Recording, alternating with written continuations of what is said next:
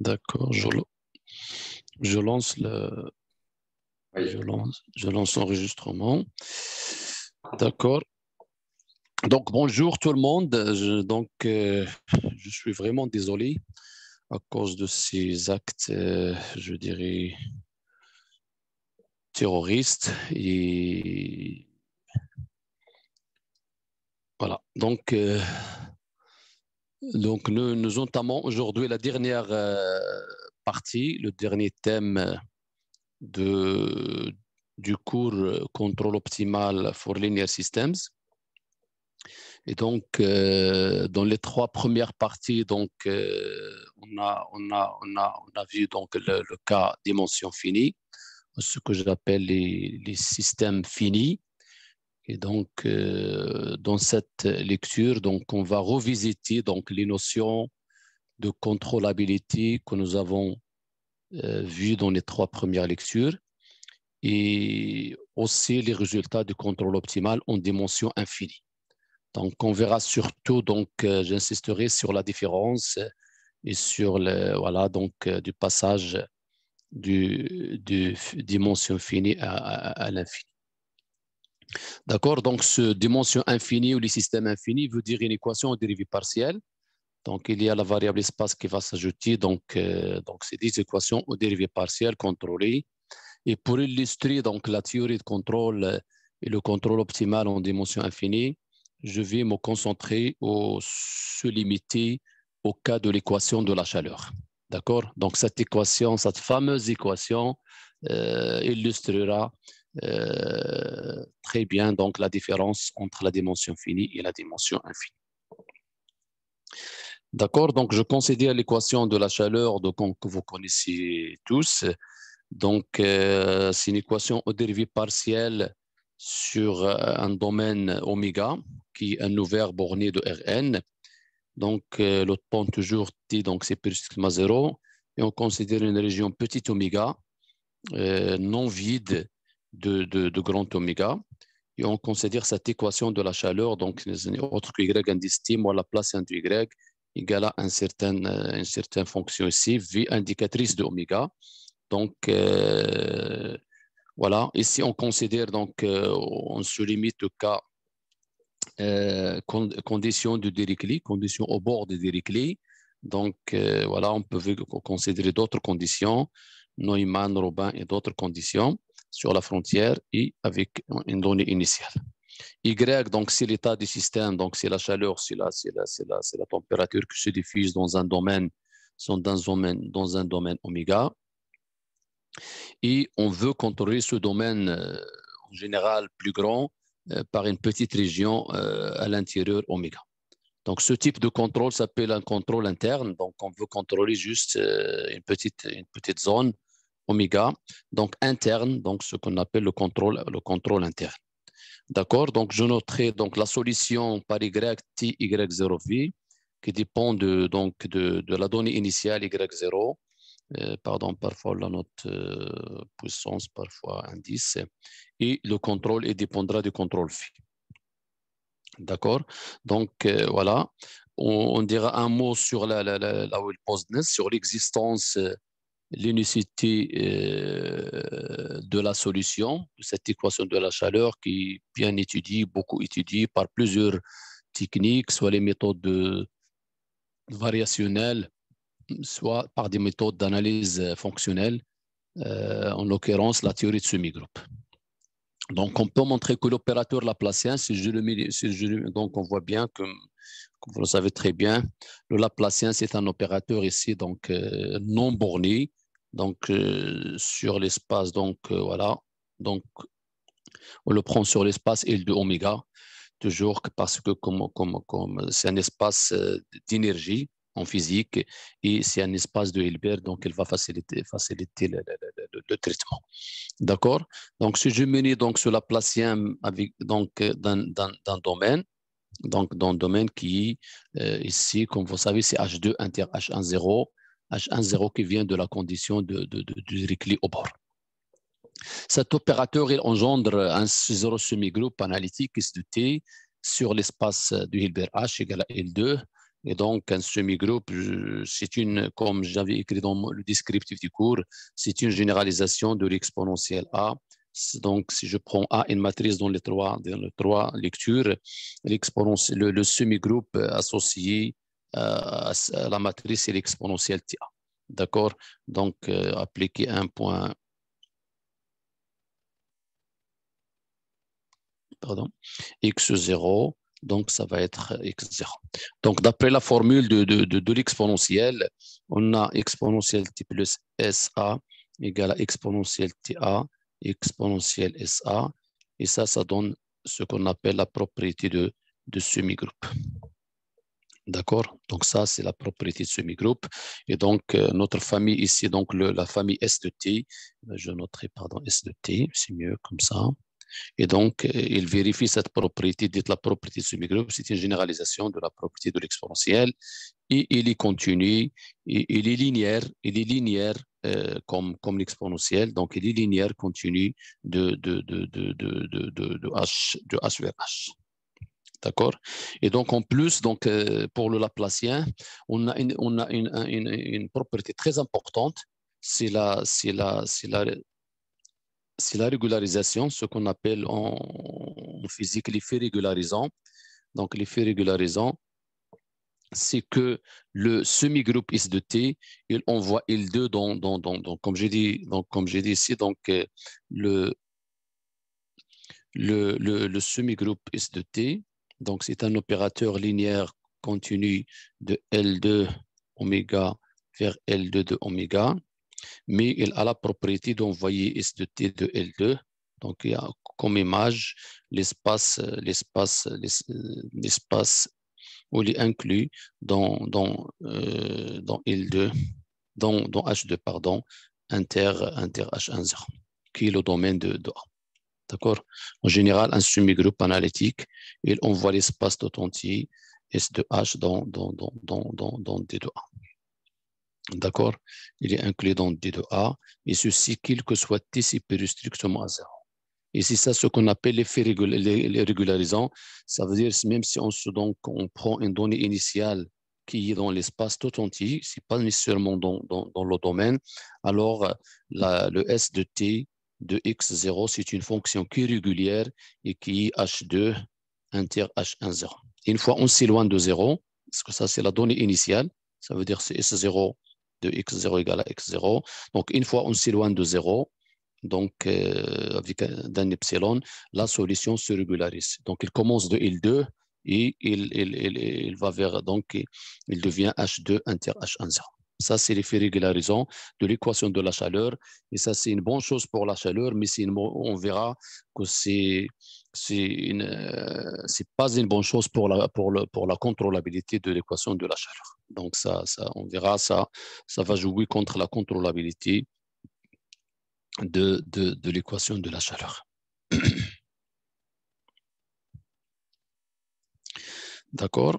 On a aussi donc voilà, donc on commence par comme j'ai dit par la partie linéaire. Donc si je prends v égale à 0, donc ce problème linéaire admet une solution unique et qui est donné par le semi-groupe. Si maintenant on se donne un contrôle v qui est L2 et une donnée initiale qui est L2, alors l'équation de la chaleur S admet une solution unique Y qui est encore régularisé, d'accord? C'est encore comme le semi-groupe. Il est H1 en temps, de epsilon vers L2, et il est L2 un peu loin de 0, il va vers H2 inter H10, même si on prend un contrôle qui est L2. D'accord? Donc ça, c'est dû à la régularité à l'analyticité en général. Ça, c'est un résultat qui est vrai pour tous les semi-groupes analytiques et donc en particulier pour l'équation de la chaleur. D'accord?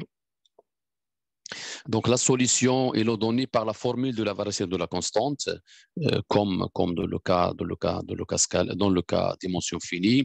Donc y de t, c'est le semi-groupe S de t appliqué à y0 plus l'intégrale de 0t moins s, cette fonction contrôle. D'accord? Et ceci, quel que soit t supérieur ou égal à 0.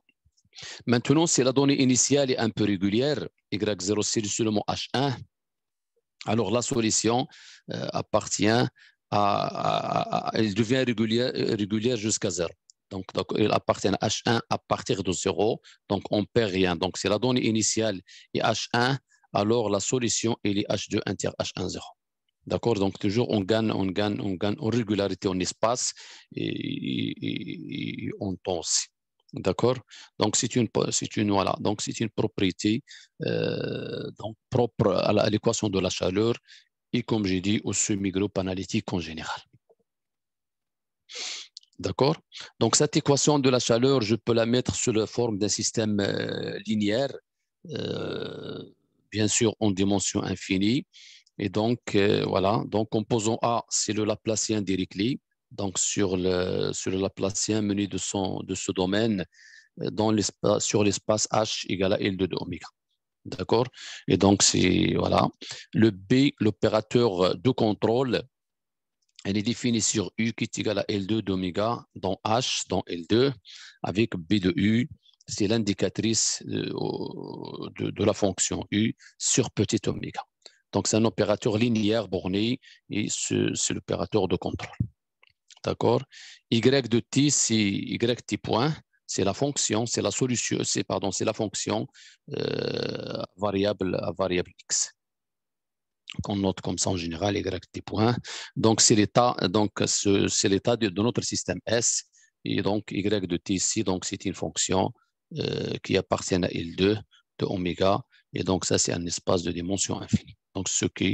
Donc, voilà, mis donc les équations dérivées partielles donc, comme une équation d'évolution, comme un problème d'évolution en dimension infinie. Donc, on peut voir que l'opérateur B, il est auto-adjoint, c'est-à-dire on aura besoin si vous vous rappelez, donc, dans les 3 lectures, on avait toujours travaillé avec B, donc on avait noté B, donc transpose au B star, puisque c'est réel, donc c'est la même chose. Donc, j'adopte cette nouvelle notation ici, B star. Et donc, ça, c'est juste l'indicatrice. Donc, il coïncide avec l'indicatrice, puis U, donc voilà. On aura besoin dans les calculs. Pardon. D'accord. Voilà donc tout ce qu'on peut dire sur l'équation d'évolution associée à la chaleur. On a une propriété aussi très importante pour le semi-groupe associé à la chaleur que j'avais noté S de T. On a S de T, il est auto-adjoint. Donc, ça va servir par la suite aussi. Donc, c'est un opérateur qui est auto-adjoint. Pardon, donc S de T, S étoile de T égale à S de T. D'accord? Et donc, voilà, donc, dans les 3 lectures, si vous vous rappelez, donc, on avait travaillé avec A transpose, mais maintenant, donc, le A transpose, c'est exactement le A. Donc, le Laplacien, c'est un opérateur auto-adjoint. Donc, le Laplacien, l'adjoint de l'opérateur Laplacien, c'est lui-même. Donc, si je note D, pour dire Dirichlet, donc, milieu de conditions pour Dirichlet. Donc, c'est un opérateur qui est auto-adjoint. Et donc, voilà, donc, il y a les deux notations qui vont disparaître. Donc, dans ce cas, c'est le B star et le A star. Donc, on va travailler seulement avec A et B dans toute la suite.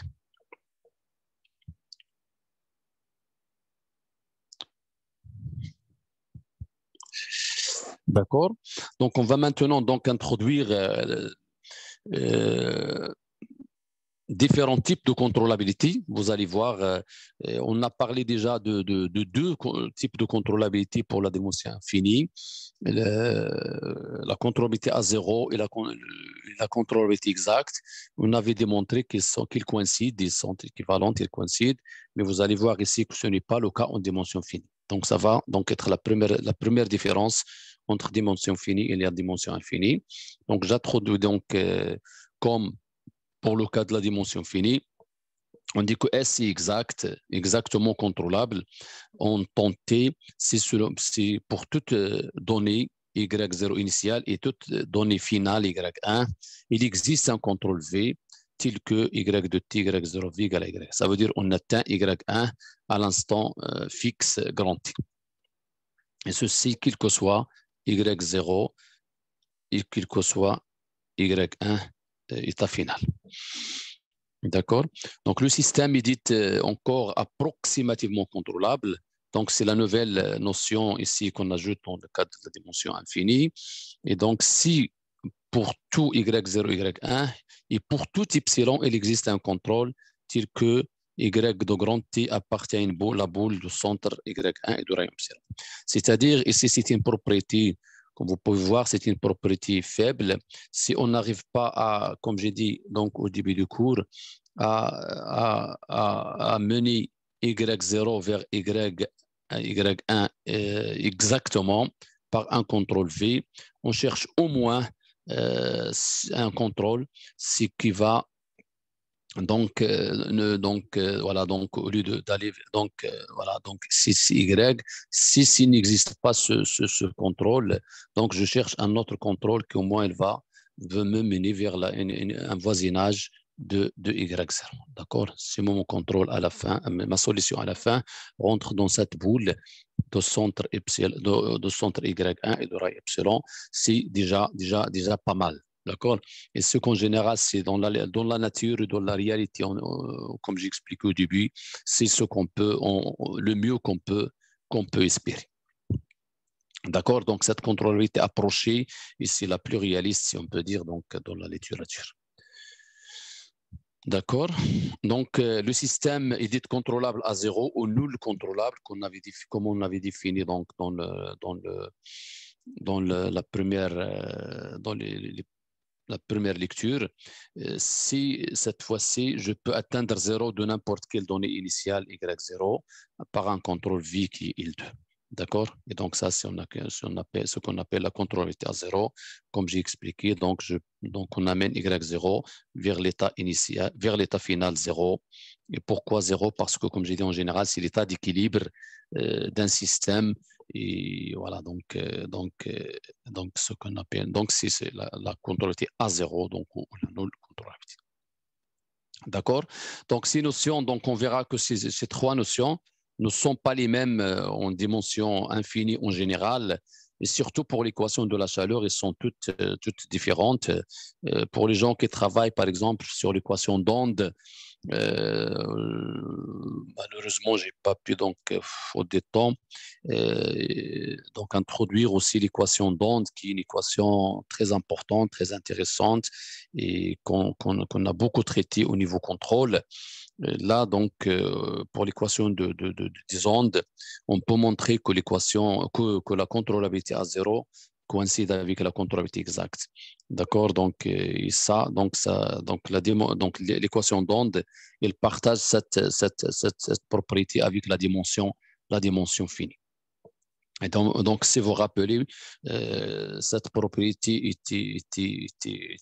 était possible parce que, donc, à cause de la bijectivité de l'exponentielle dans l'exponentielle TA dans le cas de la dimension finie, et c'est un résultat qui reste vrai pour le semi-groupe en fait associé à l'équation d'onde. En fait, c'est un groupe, c'est pas seulement un semi-groupe, c'est un groupe qui est défini sur R tout entier, et donc on a S de moins T, S de T égale à identité T. Ça veut dire S de T, c'est un opérateur inversible comme le cas de la dimension finie. Et donc, c'est pour cela qu'on a donc l'équivalence de ces deux propriétés. Malheureusement, cette propriété n'est pas vraie pour l'équation de la chaleur. Et voilà, donc, c'est l'équation, le semi-groupe associé à la chaleur, il n'est même pas surjectif. Et donc, voilà, donc c'est pour cela on n'a pas donc cette équivalence. D'accord? Voilà, donc pour caractériser, donc comme dans la première lecture, on va caractériser ces trois notions, ces trois contrôlabilités. Première caractérisation par une caractérisation opérateur, comme j'avais appelé dans la première partie, et après donc une deuxième caractérisation via l'observability ou via la dualité. D'accord? Donc, on introduit comme en dimension finie donc les opérateurs f indice t de L2 vers L2. L'opérateur f de t n'est autre que le semi-groupe au point grand T. D'accord? Et c'est la solution de notre système démarrant de Y0 avec un contrôle V. Ça veut dire que c'est la solution des systèmes non contrôlés. D'accord? Bêta indice T, donc j'adopte la même notation, c'est l'opérateur que vous avez appelé l'opérateur de contrôlabilité. Et donc, c'est la solution démarrant des euros pour un contrôle V. D'accord? Et donc, on a la même caractéristique, on a les mêmes, voilà, donc, les mêmes opérateurs qui vont aussi nous permettre de caractériser les trois notions de contrôlabilité. Donc, je donne tout de suite donc, ces trois caractérisations. Donc, le système S est exactement contrôlable, c'est seulement si l'image de bêta de t égale à L2. Et le système S est approximativement contrôlable si seulement si l'adhérence de l'image de bêta donc, est égale à L2, ça veut dire l'image est dense. Donc, s'il n'est pas l'espace d'authentique, donc au moins, il est dense. Et le système S est nul contrôlable si seulement si l'image de cet opérateur f de t est inclus dans l'image de bêta de t. Donc, ces trois propriétés donc, peuvent être démontrées facilement. Donc, on a bêta t, donc c'est la solution au point t démarrant de 0 au contrôle V, donc ici associé V, et donc et le S et le F t Y0, c'est le semi-groupe et ce point T appliqué à Y0. Donc, on peut voir que pour la contrôlabilité exacte, grâce à la linéarité, donc ça va être, c'est le même raisonnement. Contrôler donc exactement un système à partir de 0, aller vers n'importe quelle donnée finale, équivalent à pouvoir aller de 0 vers n'importe quelle donnée finale Y1. Donc, ça revient le même, c'est une question de contrôle. C'est grâce à la linéarité, même en dimension infinie, c'est un résultat qui reste vrai. D'accord? Donc, exactement contrôlable, qu'est-ce que ça veut dire exactement contrôlable? Quel que soit Y0, quel que soit Y1, il existe un contrôle U. D'accord? Donc, si je prends maintenant Y égale à 0, donc voilà, en utilisant cette propriété, quel que soit Y1, il existe un contrôle L2 tel que la solution YT 0 V égale à Y1. Ça, c'est exactement l'opérateur f de t v égale à y1. Donc, quel que soit y1, il existe un contrôle tel que ça. Donc, c'est la définition de la surjectivité de cet opérateur, bêta t. Et donc, la première caractérisation donc, est facile à voir. Donc, l'image de bêta de t égale à L2, ça veut dire bêta de t, il est surjectif. D'accord? De même, donc, celle-là donc, peut être aussi vue donc, facilement, donc à cause de cet epsilon. Donc, grâce à en fait, la définition, veut nous dire que quel que soit epsilon, il existe voilà, une boule, ça veut dire qu'on est dans l'adhérence ici. D'accord? Que l'adhérence égale à L2, on n'a pas de surjectivité. Donc, pour l'image, pour la contrôlabilité à 0, la contrôlabilité à 0, donc, la contrôlabilité à 0, par définition, quel que soit Y0 appartienne à H, il existe un contrôle appartenant à L2, tel que la solution démarrant de Y0 associée au contrôle V égale à 0. Et donc ça, c'est exactement, donc par définition de la solution, par la formule de la variance de la constante, on a S de T de Y0 plus, voilà, donc plus bêta T au contrôle V égale à 0. Et donc, bêta de T, donc bêta de T, V égale à moins, si on veut dire S de T, ou S de T, Y0 égale à moins moins bêta ft. D'accord? Donc, quel que soit y0, il existe un contrôle. Ça veut dire quoi? Ça veut dire que l'image, donc il existe un contrôle. Donc, l'image ou le range, l'image de S de t, il est inclus dans l'image de bêta de t de phi. D'accord? Donc, si on veut montrer cette inclusion, on prend un élément de cette image qui est nécessairement de la forme STY0.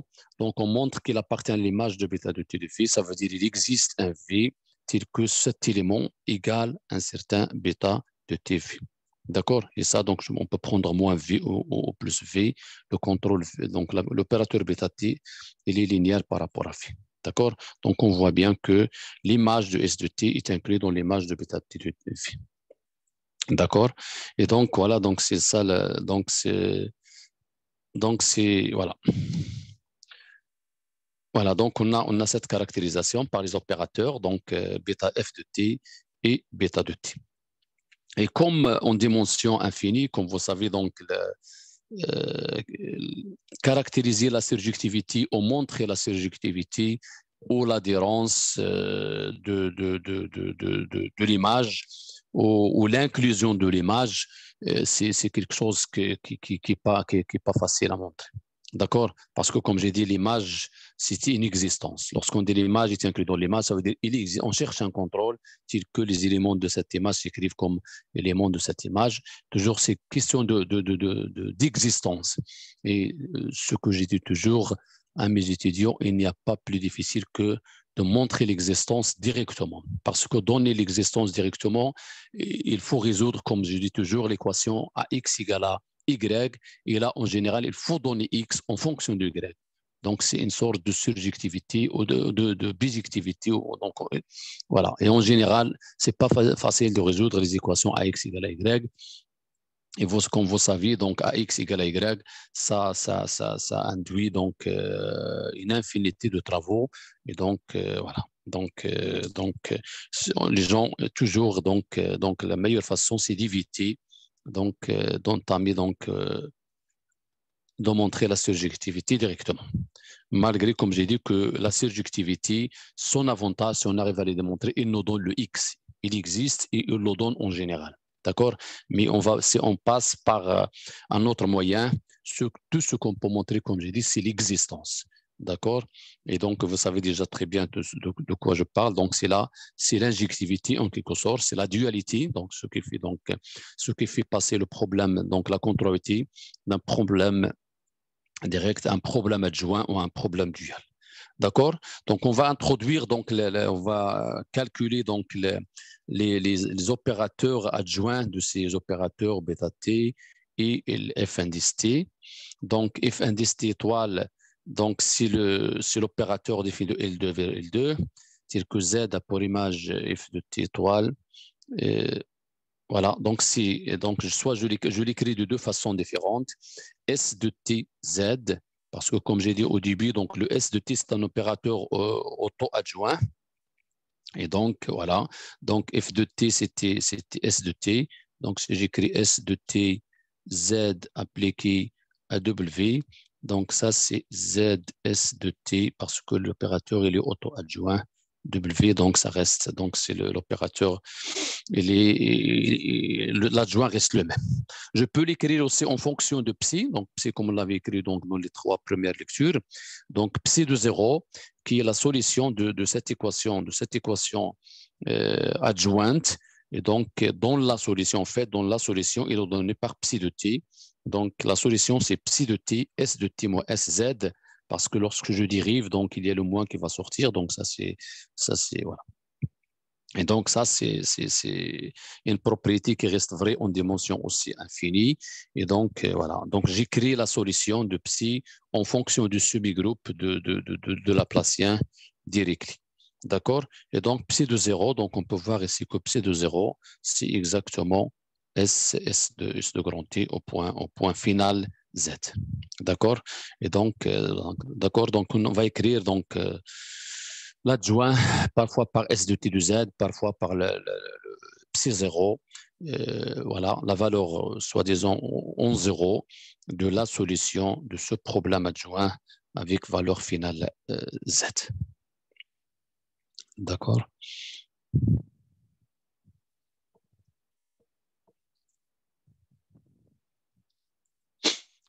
Comme donc voilà, je le note ici. Donc, le SCDT est un opérateur adjoint. Donc, S étoile de T égale à S de T. Donc, voilà. Donc, en dimension infinie, on avait introduit ici, on avait introduit l'exponentielle T à étoile, si je veux dire. Donc, parce qu'on n'avait pas supposé que le A, la matrice, il est auto-adjoint, il est symétrique. Donc, voilà. Donc, c'est pour cela qu'il y avait l'exponentielle T A transpose au A étoile. D'accord. Mais ici, donc, c'est une particularité du semi-groupe de la chaleur. D'accord. Donc, on va maintenant, donc, à partir de ces opérateurs, donc, on va pouvoir caractériser. Pardon, j'ai pas, donc, voilà, donc, j'ai oublié de définir donc l'opérateur adjoint de bêta étoile. Donc, par le même raisonnement que par le même calcul de la dimension finie, donc on peut voir que l'adjoint de l'opérateur bêta indice c'est exactement l'indicatrice de la solution, de psi de cette solution. D'accord. Exactement, il suffit de calculer bêta T, bêta TU appliqué à un Z et voilà, et d'utiliser la définition bêta TU et voilà, donc d'utiliser la dualité. Donc ça, c'est une dualité dans H et après utiliser la dualité dans L2, 0T. Donc, pour pouvoir, donc, voilà. Donc, le bêta étoile de T, c'est un opérateur qui est défini bêta étoile. Donc, pardon, j'ai commis une erreur ici. C'est un opérateur défini de L2 oméga vers L2 0T, L2 de oméga. D'accord. Donc, c'est l'adjoint d'un Z, c'est une fonction, en fait. D'accord.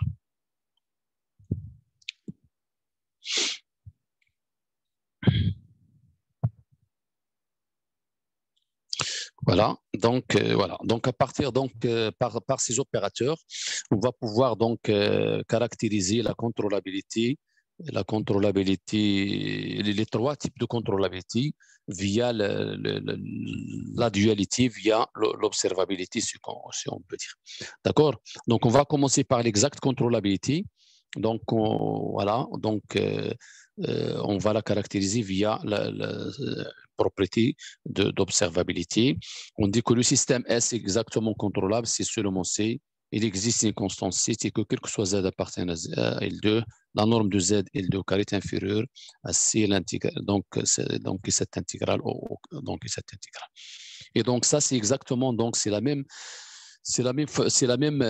caractérisation en dimension infinie. Donc ça, si je prends, donc ça, je peux l'écrire comme l'intégrale. Pardon, donc l'indicatrice oméga, donc ça, c'est la valeur de B étoile, psi de T au carré dans L2. Voilà, voilà, ça la première, donc dans L2 de oméga, et on prend l'intégrale de 0 à T. C'est exactement la même formule que j'ai écrite comme ça, parce que le B étoile, c'est l'indicatrice sur oméga. Donc la norme dans L2 au carré, c'est l'intégrale, c'est cette intégrale, et puisqu'on a donc une indicatrice, donc ça donne une intégrale sur petit oméga. D'accord. Mais donc, ça, c'est juste donc, une écriture explicite de ce terme-là. D'accord.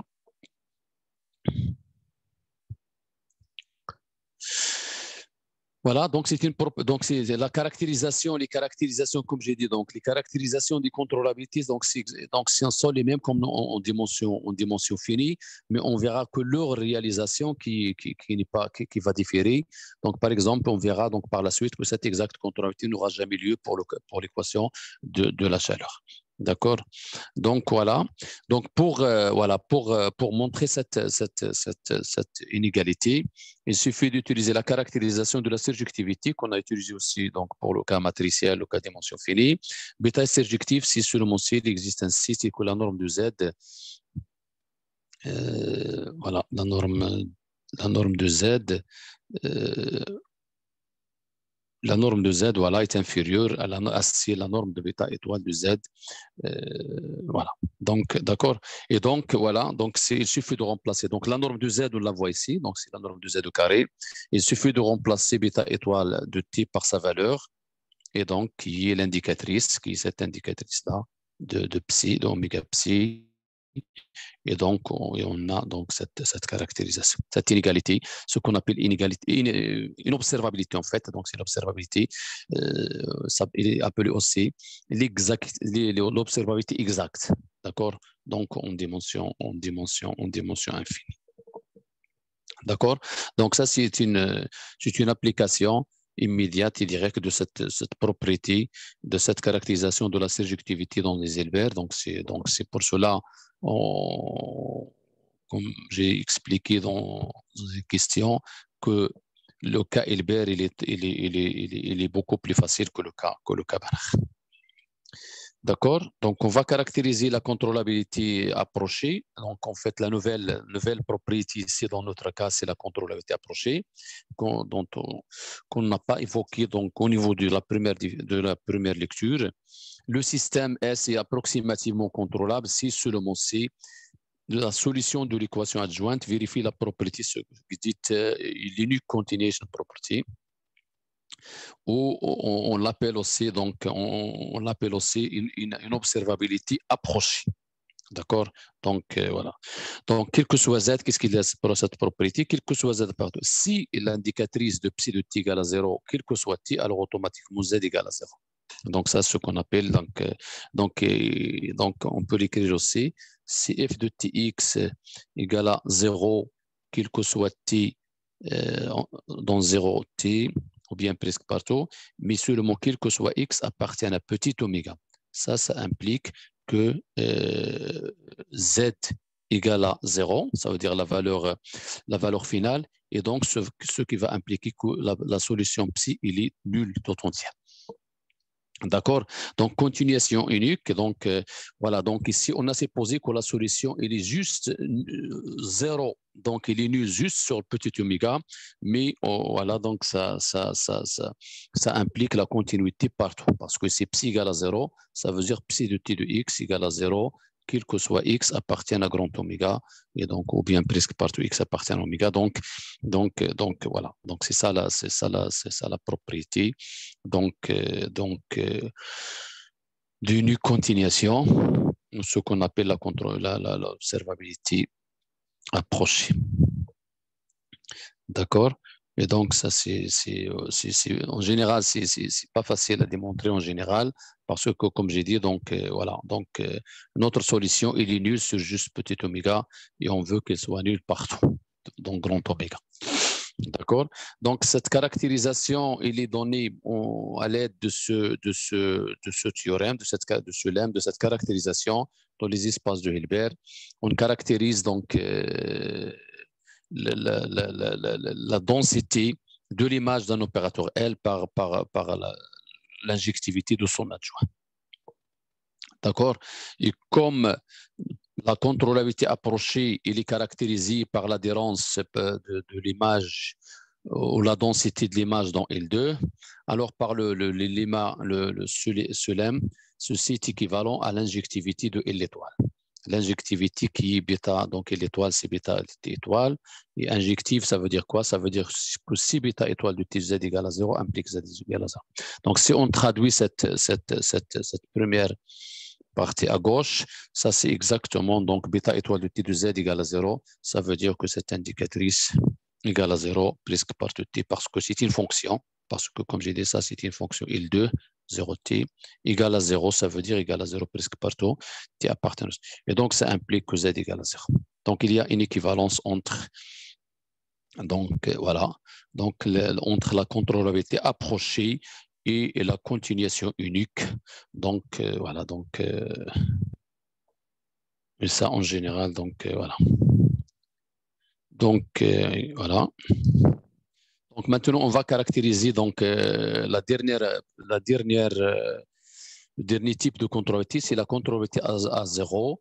et c'est la contrôlabilité, c'est la contrôlabilité qui a persisté pour le cas de la chaleur et qui a posé beaucoup de problèmes. Donc, j'en parlerai par la suite. D'accord? Donc, la contrôlabilité à zéro est équivalente à cette inégalité d'observabilité. Donc, si vous vous rappelez, donc, on avait parlé en dimension finie de cette inégalité. Nous avons montré donc, dans une proposition que les deux inégalités coincées sont équivalentes. Donc, cette inégalité-là, quel que soit Z, et cette inégalité, et c'est donc si j'écris le psi 0, donc si je remplace par sa valeur, donc ça va donner le semi-groupe S de T, Z au carré est inférieur ou égal à C, l'intégrale de 0, la norme de B étoile psi au carré dt. D'accord? Et donc, si vous vous rappelez, donc ça, c'était, donc on avait montré l'équivalence en dimension finie grâce à la surjectivité de l'opérateur exponentiel T. Chose qui n'est plus vraie en dimension infinie. Et donc, voilà, donc on n'a pas l'équivalence en fait. D'accord? Et donc, ça, c'est une propriété à part, donc ce qu'on appelle l'inégalité d'observabilité. D'accord?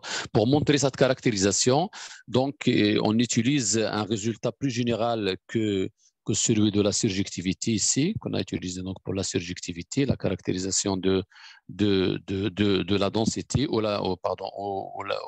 donc cette caractérisation de la surjectivité. D'accord? Donc, on va pouvoir, donc il y a un lemme dans la littérature, un fameux lemme, c'est le lemme de Douglas, qui nous dit si on a trois espaces de Hilbert W, V et Z, si je prends un opérateur V linéaire borné de V vers Z, G borné de W vers Z, alors on a la caractérisation de l'inclusion de l'image de F dans l'image de G par cette inégalité des adjoints des opérateurs F et G. Donc ça, c'est une inégalité, une très jolie inégalité, et donc il y a rendu grand service pour la démonstration de cette inégalité. D'accord? Et donc, voilà, donc ces propriétés, donc, ça existe dans la littérature. D'ailleurs, c'est des exercices, voilà, c'est de jolis exercices donc, que vous pouvez faire. Le système, donc, notre système S, on a caractérisé la contrôlabilité à zéro de notre système S par l'image de f indice t inclus dans l'image de bêta de t. D'accord? Donc, il y avait cette caractérisation opérateur. Et donc, comme vous pouvez voir ici, notre opérateur F, c'est f indice t. L'opérateur G, c'est bêta indice t. D'accord? Et donc, en utilisant le lemme, donc ça implique qu'il existe une constante, que l'adjoint de F étoile, qui est exactement l'adjoint de S de T ici, comme j'ai dit, donc ici c'était la norme de S de T, donc de TZ au carré.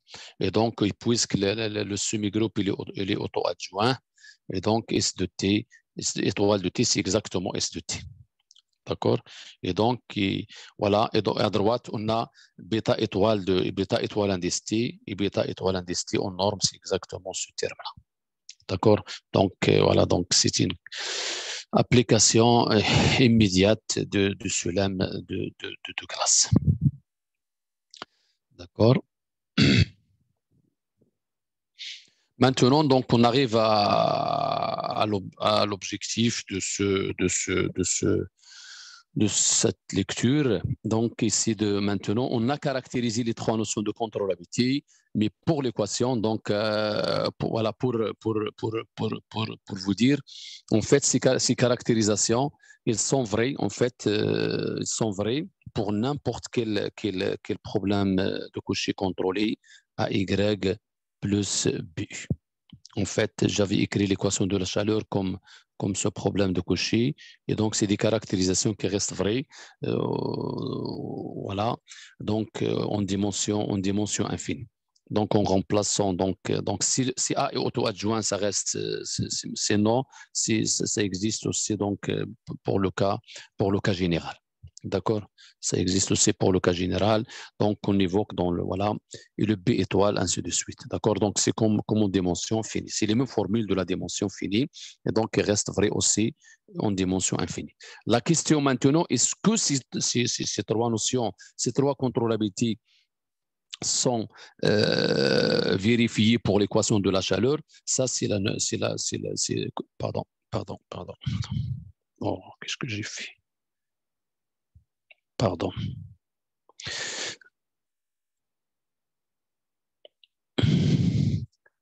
D'accord. Et donc, voilà, voilà, pardon. Malheureusement, la contrôlabilité exacte n'est pas vérifiée pour l'équation de la chaleur. Et donc, voilà. Donc, le système S, il n'est pas exactement contrôlable. Ça, c'est une confirmation. Ce n'est pas une caractérisation. C'est un fait, c'est un résultat. Notre équation de la chaleur, il n'est pas exactement contrôlable. Par contre, il est approximativement contrôlable. Il est contrôlable à zéro. D'accord. Pour la contrôlabilité approchée, pour la contrôlabilité exacte, on peut la démontrer par plusieurs façons, par plusieurs manières. Donc, on utilise l'effet régularisant de l'équation de la chaleur. Et comme vous avez donc, comme j'avais évoqué au début de la lecture, on avait dit que la solution elle est régulière. En fait, que la solution se régularise à partir de zéro, ça peut dire à partir de grand T. Donc, il appartient, donc il est H2 inter H1 0. Ça veut dire que l'image, voilà, cet opérateur bêta T, en fait, qui est défini de L2, 0T, L2 de oméga, et voilà, dans L2 de oméga, il est à image très petit que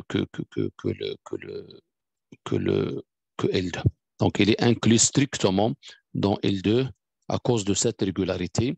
Donc, si je prends une donnée initiale, une donnée finale, pardon, qui est juste, qui est L2, qui n'est pas, par exemple, H1, qui n'est pas régulière, donc je ne peux pas trouver un contrôle pour l'atteindre. D'accord? Ça, c'est un raisonnement, c'est un argument. On a d'autres arguments pour l'équation de la chaleur. En fait, l'équation de la chaleur, le semi-groupe S de T de la chaleur est un semi-groupe compact. D'accord? Donc, est un opérateur. Donc, cet opérateur est un opérateur compact. Donc, ce qui donne que L de T, bêta indice T, il est aussi compact. Donc, et un opérateur compact ne peut pas être surjectif en dimension infinie. Donc, voilà. Donc, sinon, s'il est surjectif, je prends, donc je retranche le noyau, donc le noyau de bêta de t, et ça devient un opérateur bijectif d'un espace de dimension infinie vers un espace de dimension infinie, chose qui n'est pas vraie. Donc, ça, c'est un raisonnement qu'on a déjà utilisé en dimension finie, parce que même si on est, comme j'ai dit, même si on est ici dans Rn en dimension infinie, cet espace reste toujours en dimension infinie parce qu'un espace est en temps. Et donc, c'est un raisonnement qu'on a déjà utilisé. Donc, cet opérateur ne peut pas être bijectif. Voilà, sinon, son inverse, qui est un opérateur compact, rond bêta de t, ça va être un opérateur qui est compact. D'accord? La composite d'un opérateur compact avec un opérateur linéaire borné est compact.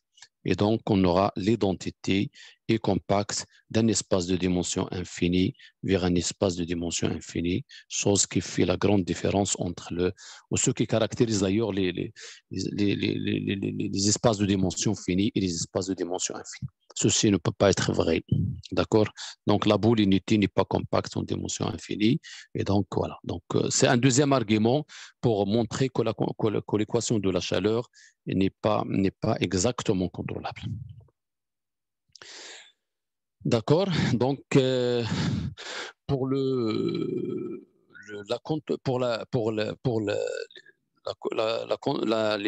contrôlabilité approchée, ça se fait via un argument un peu compliqué aussi. Et donc, mais c'est faisable. Donc, c'est faisable.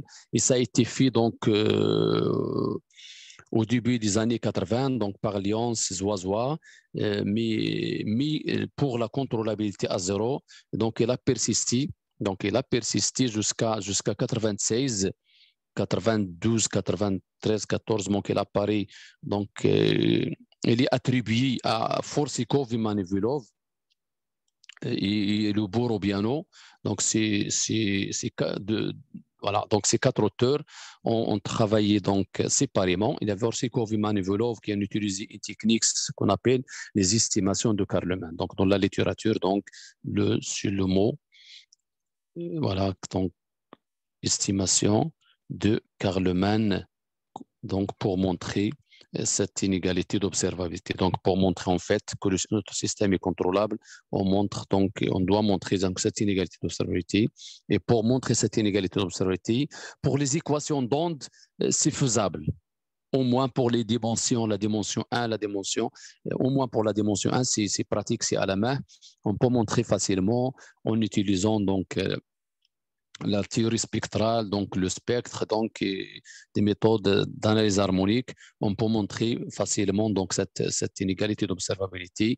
Mais pour la chaleur, comme j'ai dit, ça a persisté jusqu'à 1996 au Forsikov, Imanivolov et le Borobiano. Donc le Borobiano, on travaillait donc, ils ont montré deux estimations de Karleman différentes et pour montrer donc cette inégalité d'observabilité et donc pour montrer la contrôlabilité approchée.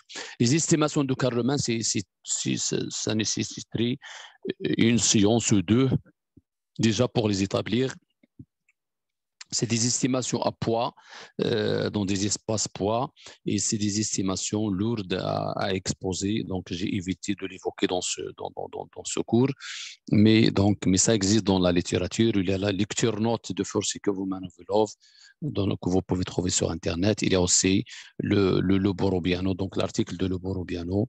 Et donc, ça a ouvert, donc les deux articles, les deux travaux ont ouvert donc une grande porte, une grande fenêtre, une grande porte, je dirais, pour voilà, donc le traitement de l'équation de la contrôlabilité à zéro de l'équation de la chaleur. Et après, donc, ça induit beaucoup de généralisation pour les systèmes de paraboliques et pour d'autres équations. D'accord. Donc, Forsikov et Manivolov, donc, on établit des estimations de Karleman je dirais pour Dirichlet, le cas Dirichlet ou le cas Neumann, mais après ça a été généralisé pour Robin, pour d'autres dynamiques, pour d'autres conditions au bord. Dernièrement à Marrakech, nous avons en fait investi un grand effort pour montrer ces estimations de Karleman, donc pour un autre type de conditions au bord, ce qu'on appelle les conditions au bord dynamiques. Et donc, on a produit des résultats intéressants et voilà, donc considérables dans ces domaines. D'accord.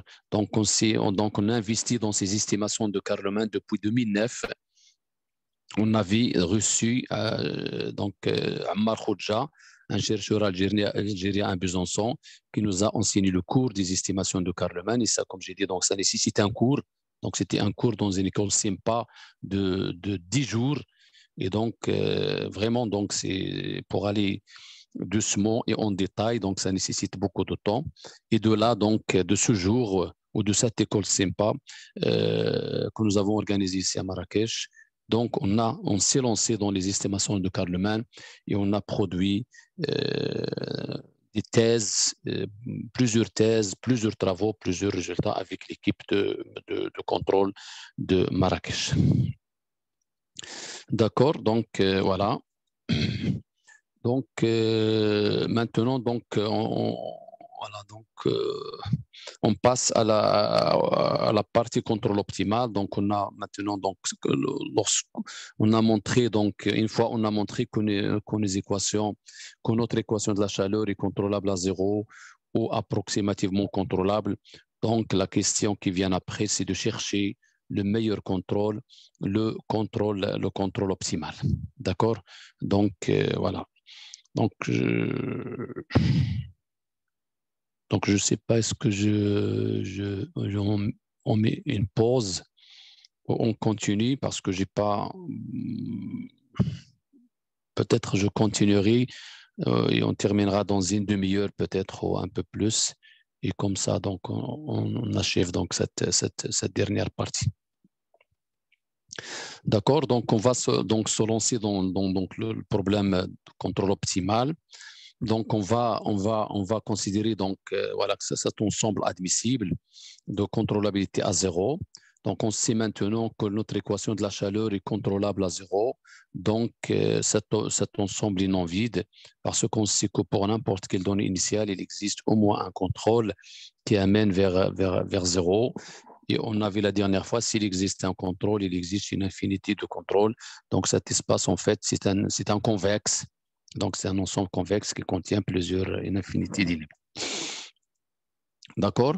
Donc voilà, donc on va considérer comme on a fait pour la dimension finie, donc cette fonctionnelle Q qui est l'énergie. Donc l'énergie, donc on va traiter dans cette partie que le problème d'énergie minimale.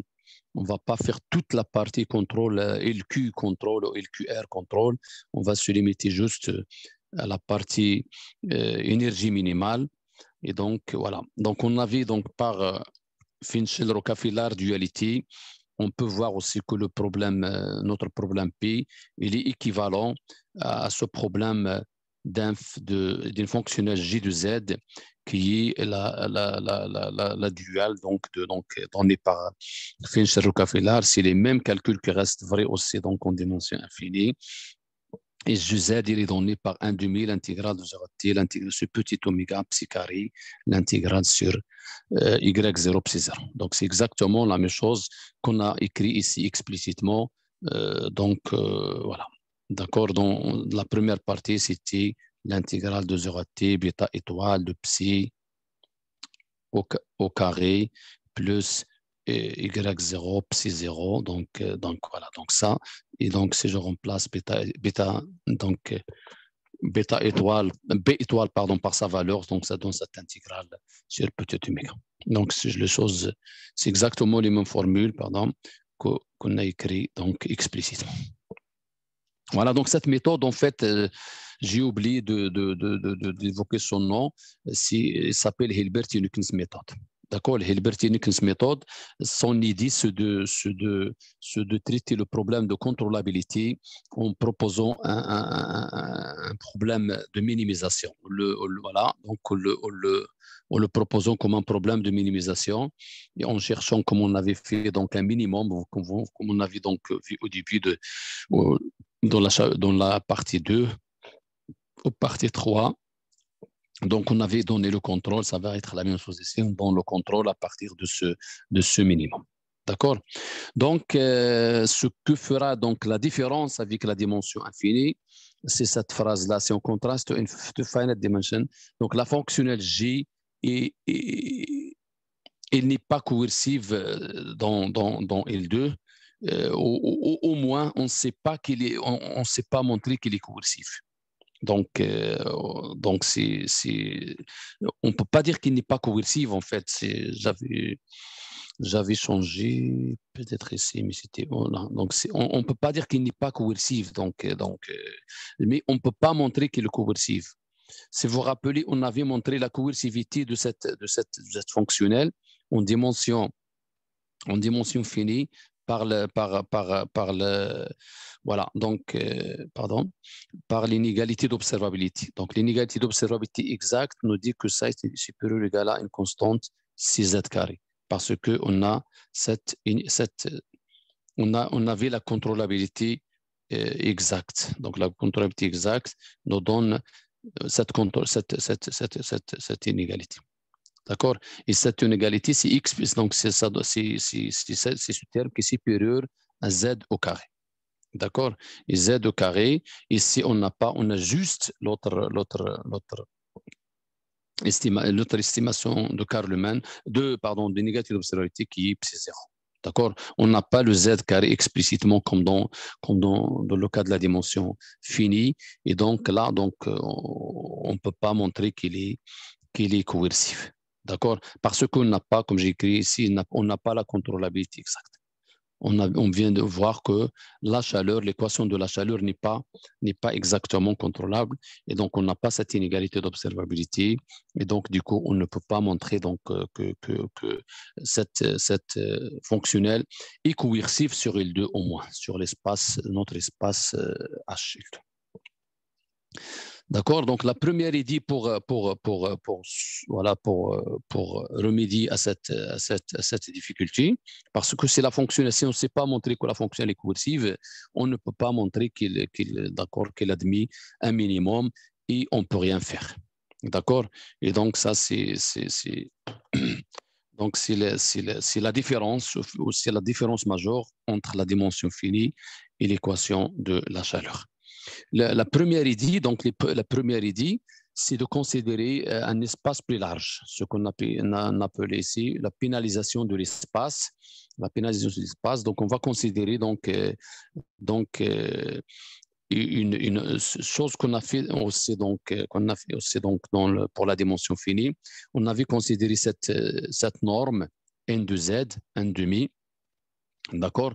Et par la continuation unique ou par la contrôlabilité à zéro, on peut voir donc que cette NZ, c'est une norme. Cette application, en fait, c'est une norme sur L2.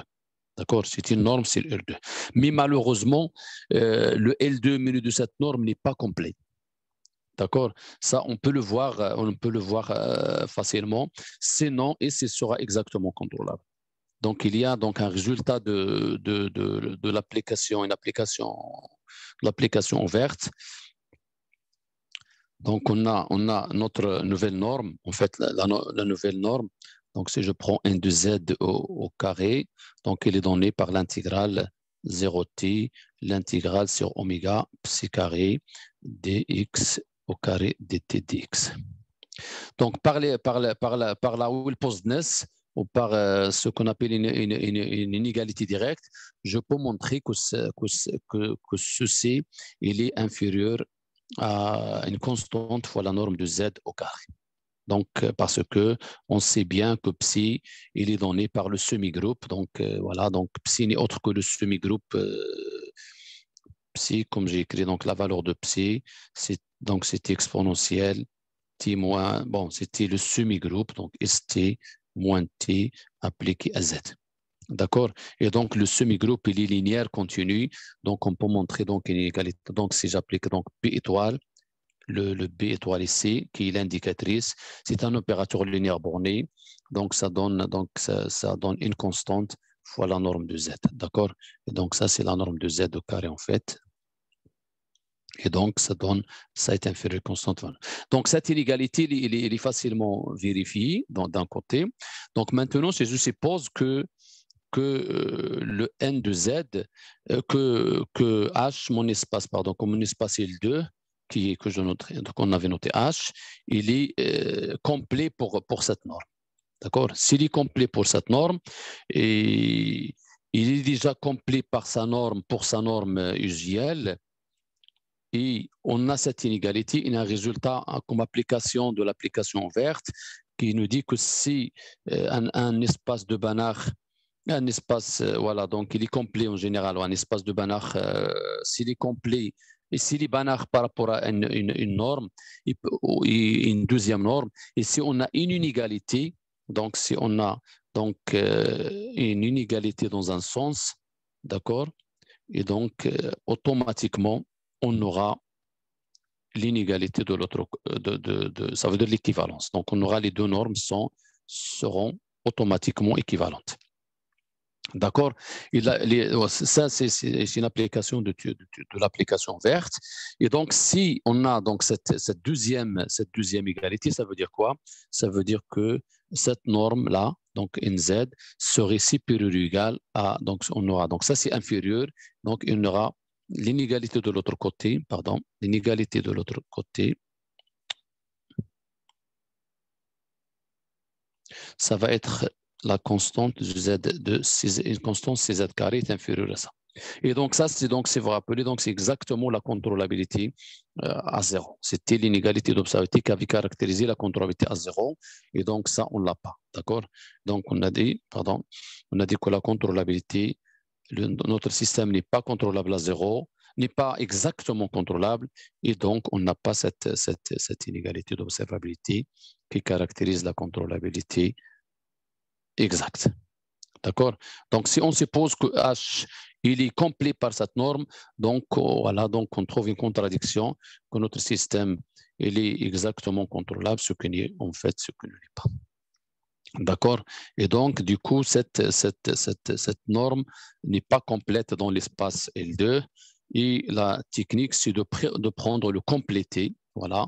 Donc, on prend le complété de L2 par rapport à cette norme qu'on note généralement L2 N complété. Donc, on note, voilà, c'est le complété. Donc, c'est un espace que je note H.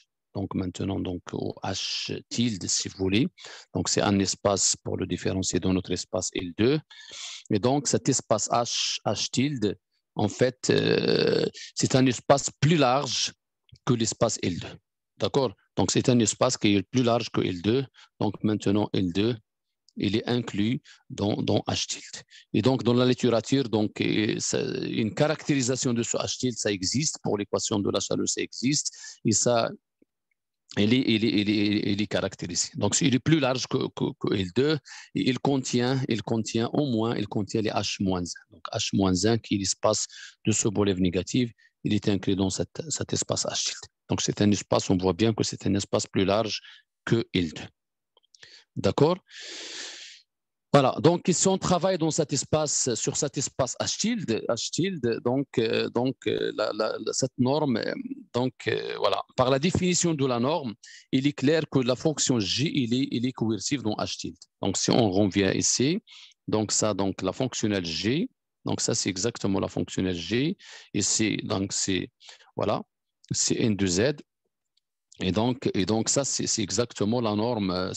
Donc ça, c'est NZ au carré. Donc, d'accord, ça, c'est NZ au carré. D'accord? Et donc, ça, donc, voilà. Donc, par la définition de la norme, on peut voir que ça, c'est, voilà, donc, donc, voilà, donc ça, je l'écrirai, pardon, N de Z au carré. Et donc, on voit bien que, voilà, donc, ça, donc, il tend vers l'infini. Donc, on verra que G de Z tend vers plus l'infini lorsque N de Z tend vers plus l'infini. Ça veut dire que G est coercive dans l'espace H tilde, le nouveau espace menu de la norme NZ. Il est aussi coercif parce que c'est une norme qui vient d'un produit scalaire. Donc, on voit bien que ça définit un produit scalaire, comme on avait vu en dimension finie. Et donc ça va être une norme. Donc, la fonction G, ça va être strictement convexe. Il admettra, donc, G admettra un minimum unique. Donc, voilà, Z chapeau qui appartient à H tilde. D'accord? Donc ça, c'est une première idée, mais malheureusement, comme j'ai dit ici, H, il n'est pas explicite parce que le complété en général, le complété d'un espace, il n'est pas explicite. Il contient beaucoup de choses abstraites qu'on ne sait pas caractériser. Et comme j'ai dit, il est plus large que l'espace L2. D'accord? Et et c'est pas un bon espace de travail, comme on dit, parce que, par exemple, si on veut discrétiser l'équation, ce problème de contrôle optimal, si on veut utiliser, par exemple, la méthode de la descente, gradient descente, on doit utiliser une caractérisation de l'espace H tilde. Donc, l'espace H tilde, il est abstrait. Donc, on ne peut pas utiliser du numérique donc, pour calculer ou estimer le contrôle, l'optimal et le contrôle optimal qu'on cherche. D'accord? Donc, la deuxième idée, donc, pour rester, comme on dit, pour rester dans L2, donc, et ne pas aller dans un espace plus large pour garantir la coercivité. Donc, pour remédier à ce problème de coercivité, donc on adopte la technique qu'on a utilisée pour la méthode directe dans la troisième lecture, c'est la pénalisation. D'accord? On pénalise au niveau, donc, la séance d'hier, on avait pénalisé la fonctionnelle qui continue le contrôle. Donc, il contrôle, mais là, on pénalise la fonctionnelle duel. D'accord? Il est dit aussi, donc, la méthode Hume pénalise Hume. D'accord? Qu'est-ce qu'on fait? Pénaliser, ça veut dire on ajoute ce epsilon fois la norme de Z. D'accord? Et donc, voilà. Donc, ça, vous allez voir que voilà. Donc, bon, ça pose quelques difficultés, donc on verra. Donc, parce que ici, la norme de Z n'est pas différenciable. Et donc, voilà. Donc, ça pose un petit problème pour caractériser l'optimum par la suite. Mais on peut montrer au moins que G epsilon, donc comme j'ai dit, est strictement convexe, continu et coercif. Donc ça, c'est la propriété qu'on gagne donc pour cette epsilon. D'accord? Donc la stratégie qu'on vous voit ici, c'est une pénalisation. Donc on va essayer de coerciver, si on veut dire, si ça existe le verbe coerciver en français, de la fonctionnelle G et donc on montrer qu'il est coercif. Donc ça veut dire qu'il a admis un minimum Z chapeau epsilon et construire un contrôle V chapeau epsilon et après donc pouvoir dire quelque chose donc de convergence pour notre contrôle optimal. C'est comme on a fait pendant les derniers slides de la dernière lecture. D'accord? Donc, on va donc montrer tout d'abord cette propriété de coercivité. Donc, la coercivité, donc, c'est comme j'ai expliqué tout à l'heure, en dimension finie, on l'avait récupéré de ce terme. D'accord? Ce terme était supérieur à Z carré et le Z carré, donc, on a un d'ordre 2 et ça, donc, ça a tué ce terme Y0 epsilon parce que ça dépend linéairement de Z et donc en norme de Z et donc là donc on a même avec un signe moins donc ça tend vers plus l'infini. Dans ce cas donc pour cette fonction G epsilon on verra par contre c'est ce terme qui va jouer le rôle. Donc d'accord, c'est le terme qui va aider à montrer la coercivité et pas ce primitif. D'accord? Pour cela, donc, on va essayer de majorer, donc de minorer ce terme. Y0 c'est 0, moins C2, donc on utilise l'inégalité de Young, moins C sur 2, la norme de Y0 carré, moins 1 sur 2C, la norme de Psi0 au carré. Donc, ça, c'est l'inégalité de Young avec C, donc S ici, donc on a introduit S sur C. Donc, voilà, donc si c'est la constante de l'inégalité d'observabilité. D'accord? Parce que dans cette partie, on suppose que notre système est contrôlable à zéro et donc cette inégalité d'observabilité, il est vérifié. Donc cette inégalité d'observabilité, il est vérifié. Ce n'est pas la première de l'exact contrôlabilité, mais c'est cette estimation qui caractérise en fait la contrôlabilité à zéro. D'accord? Et donc, voilà, donc on montre, voilà, donc par cette estimation-là, voilà, donc on utilise maintenant l'inégalité, c'est à ce niveau qu'on utilise l'inégalité, cette inégalité d'observabilité. D'accord? On avait montré que la norme de Psi0 donc au carré est inférieure ou égale à une constante C, j'utilise la même constante, et cette intégrale 0t oméga Psi carré. D'accord? Et donc, si je multiplie par moins 1 sur 2c, ça va renverser l'inégalité en moins 1 demi. Donc, j'ai introduit ici la constante c dans l'inégalité de Young pour simplifier le c de l'inégalité d'observabilité. Ça nous donne l'intégrale de 0 oméga psi carré. Et donc, voilà, une fois on y ajoute 1 demi, de la fonctionner parce que ça, c'est 1 demi. Et donc, 1 demi moins... non, c'est pas bon. C'est pas... Non. Voilà, donc il faut... Donc, non, il faut... Voilà, donc j'ai compris. Et, attends, il y a le... Là, donc on peut... Voilà, donc on peut... Voilà, on peut Voilà, voilà. Donc, dans l'inégalité de Young, on introduit la racine de 2 introduire ici le 2. Et comme ça, donc, ou le 4, pardon. Donc, on aura, parce qu'il y a un 2, donc on aura donc 2, on aura ici 4 et 4 pour avoir moins un quart ici. Donc, sinon, on va tuer le terme un quart. Et donc, un demi, donc moins un quart, ça va nous donner un quart psi carré. La norme de C, comme ça, on se débarrasse de ce terme psi 0. D'accord? Et donc, on obtiendra alors un quart l'intégrale au psi carré plus psi la norme de Z moins C y0 au carré. Et ça, ici, pur égal à epsilon Z moins la constante C carré, parce que ça ici pur égal à 0. Et donc, c'est ce terme qu'on a ajouté qui a garanti donc la coercivité. D'ailleurs, c'est pour cela qu'on l'a ajouté. Donc, cette pénalisation, ça a servi pour montrer que notre fonctionnel G epsilon, il est coercif en utilisant l'inégalité d'observabilité équivalente à la contrôlabilité à 0 et pas à l'exacte contrôlabilité. D'accord? Donc, l'application J, il est coercive. Et donc, voilà. Donc, elle admet un minimum strictement convexe, coercive, continu. Donc, elle admet un seul minimum, un minimum unique. Et donc, je note psi, chapeau, epsilon, la solution du système adjoint associé à cette valeur finale. Et on peut montrer que voilà, donc on considère le contrôle, c'est comme dans le cas de la dimension finie, on considère le contrôle V chapeau epsilon qui est en général de la forme B étoile psi chapeau epsilon. D'accord? Et B étoile, c'est exactement l'indicatrice dans notre cas. Et donc, voilà. D'accord? Donc, on peut montrer que ce contrôle, en fait, il ne contrôle pas à 0 le système, mais il le contrôle approximativement à 0. Ça veut dire quoi? Ça veut dire que la solution associée à ce contrôle, et voilà, il est inférieur à un epsilon.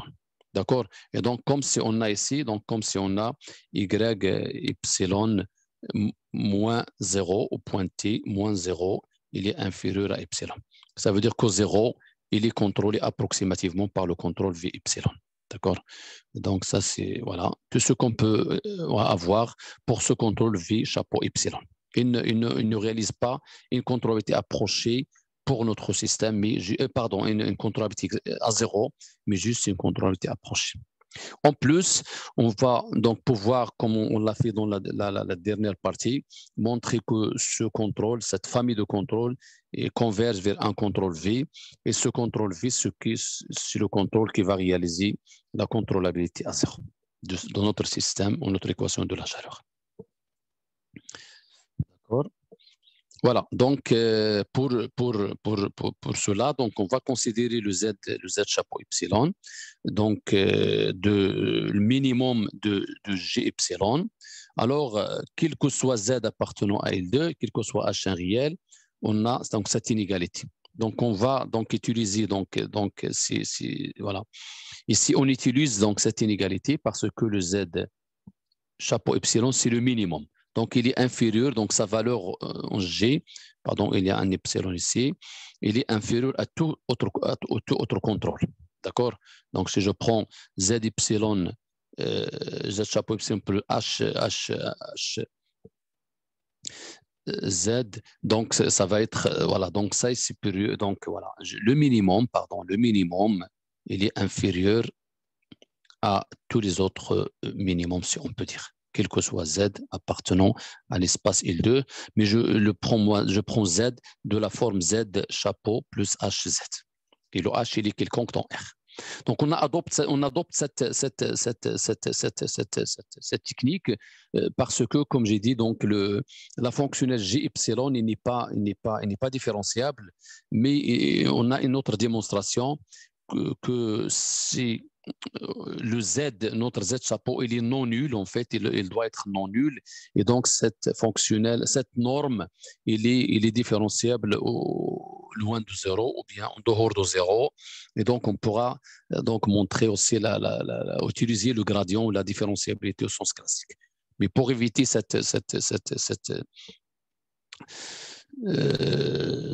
voilà, donc cette hypothèse sur le Z epsilon qui est non nul, donc on peut utiliser la définition de Z chapeau epsilon, c'est un minimum. D'accord. Et après, donc, par calcul, donc, on calcule ce terme-là. Donc, en remarquant que, en fait, donc, si je prends Z chapeau, epsilon, je lui associe la solution epsilon Z.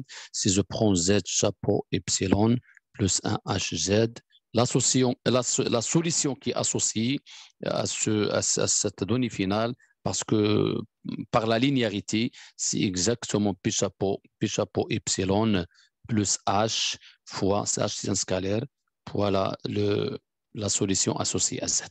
Donc, par la linéarité, parce que, comme j'ai dit tout à l'heure, ça n'est autre que la solution que le semi-groupe appliqué à Z chapeau epsilon plus HZ, et par la linéarité de cet opérateur, donc ça, c'est exactement la valeur en Z chapeau plus H, c'est un scalaire, fois S de T moins Z appliqué à Z. Donc, c'est exactement ça. C'est cette linéarité.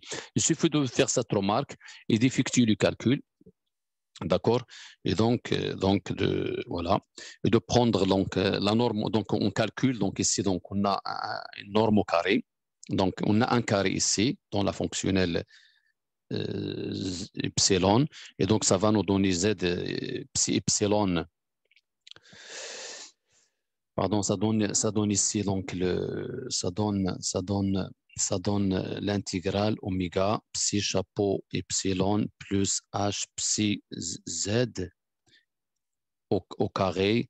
Et donc, on développe les calculs. Donc, on développe les calculs en H. Donc, après, on retranche. Donc, on se retrouve ici avec ce terme-là, psi chapeau epsilon au carré, plus 2 fois l'identité remarquable. Et là, on retranche parce que là, donc, on a dans ce terme à gauche, on a cette intégrale epsilon chapeau au carré, et ainsi de suite. Donc, après un calcul, donc on divise par H. Il faut faire attention. On divise par H. Et H, il est quelconque ici. Donc, il faut distinguer le H positif et le H négatif. Et donc, parce que les inégalités se renversent si je divise par H au positif ou au négatif. Et après, donc, tout calcul fait, on trouve cette estimation 5. L'intégrale sur oméga de psi chapeau epsilon psi z, la solution, je note psi z, c'est la solution associée à la valeur finale z, et plus y0, la donnée initiale de notre système, psi z en 0 est inférieur à epsilon dans la norme de z. D'accord. Donc, ça, c'est une inégalité voilà, qu'on peut avoir aussi par la différenciabilité si on suppose que Z chapeau est différent de 0. Ou un peu différente, mais c'est la même. D'accord. Donc, par la méthode, par la caractérisation variationnelle, on peut montrer aussi donc, cette égalité. D'accord. Donc, je prends l'équation, la solution de l'équation adjointe.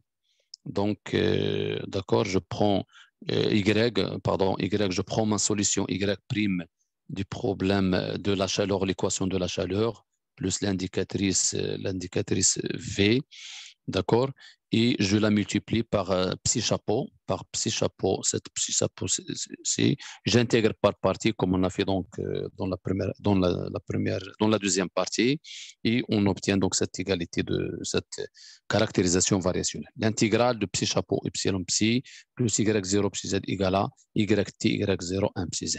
D'accord. Si on a donc, si vous vous rappelez, donc c'est une caractérisation de la variationnelle de la contrôlabilité à 0, parce que si y de t égale à 0, donc ça est égal à 0, et ça ce qu'on avait appelé la caractérisation variationnelle de la contrôlabilité à 0 en dimension finie.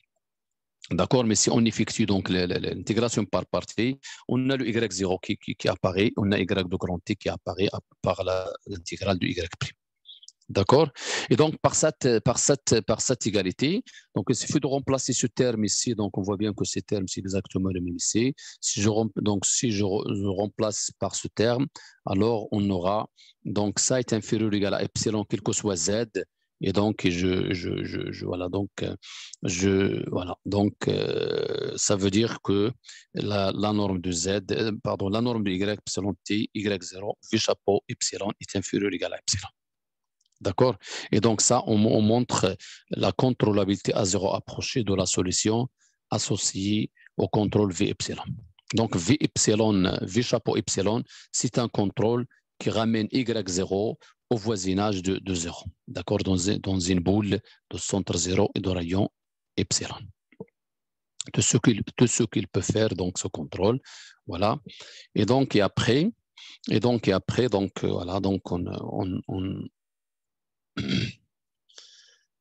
voilà. Donc, par l'inégalité d'observabilité, donc encore une fois, l'inégalité d'observabilité, on montre que cette famille de contrôle, il est inférieur à une constante fois la norme de Y0.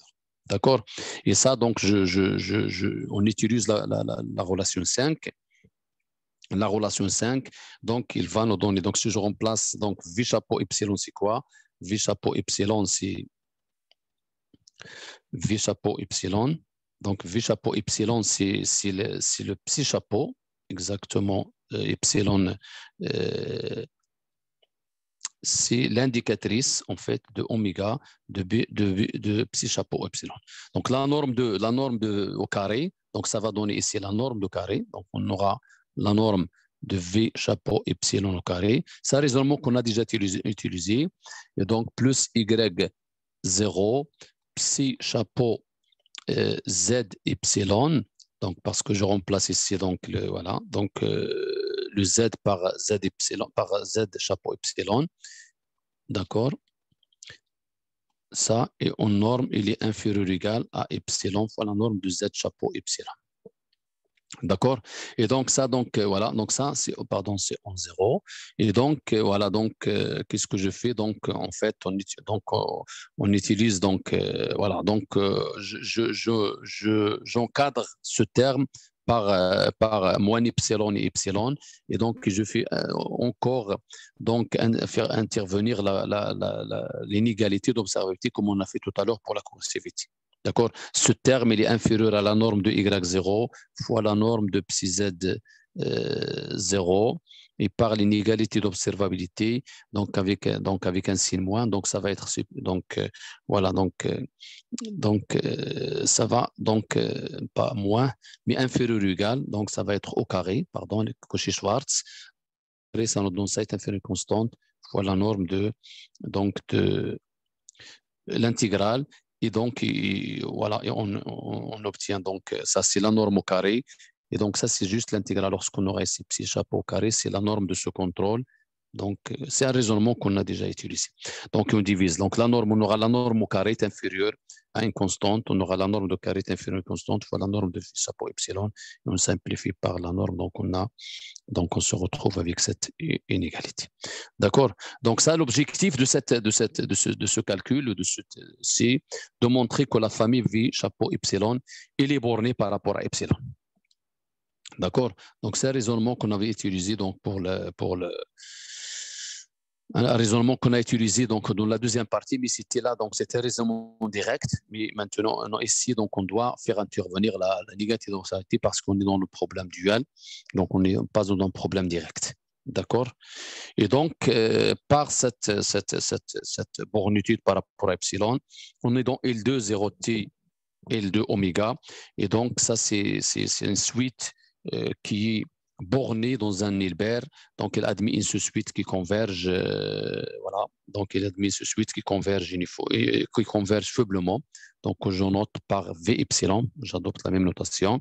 Et donc, V epsilon converge vers un contrôle V. Et donc, la solution associée à ce contrôle V epsilon converge aussi vers la contrôle associée à V faiblement.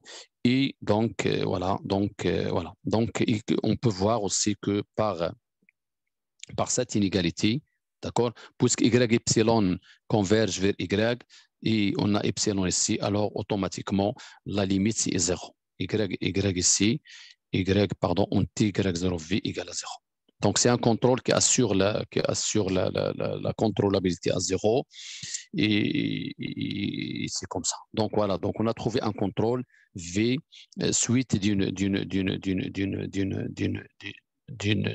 limite d'une suite, d'une famille de contrôle qu'on a construit par la méthode Hume, donc qu'on peut au moins trouver, donc on peut approcher par la méthode encore de la méthode descente, gradient descente, et là on peut voilà, donc on trouve un contrôle, on va avoir une information donc sur le contrôle.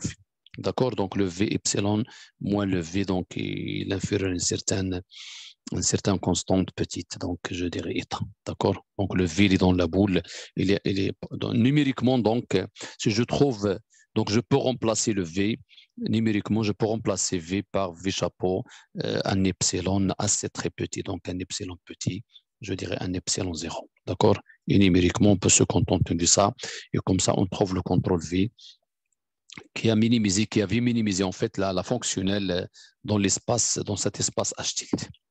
D'accord. Donc voilà. Donc, et merci donc pour votre attention. Je voudrais remercier ici les organisateurs pour m'avoir donné cette occasion pour vous présenter ce cours. Et j'avoue que j'ai appris beaucoup de choses en le préparant.